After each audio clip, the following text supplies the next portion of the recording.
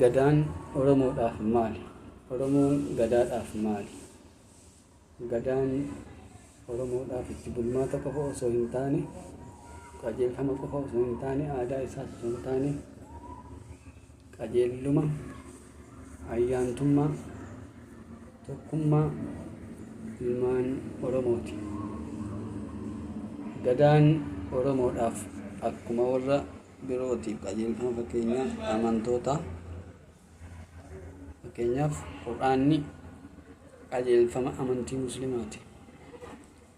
Wangeelli qajeelfama amantii Pirootestaantiiti. Matsaaf Quddusiin yookiin kitaabni qulqulluun qajeelfama amantii Ortodoksiiti. Gadaan illee qajeelfama amantii Oromooti. Itti bulmaata qofa osoo hin taane amantiin Oromoo immoo waaqeffataadha yookiin waaqeffannaadha. Waaqeffataan nama waan ta'eef waaqeffataan immoo amantii. Hordoftoonni waaqeffattoota amantiin immoo waaqeffannaa jedhama.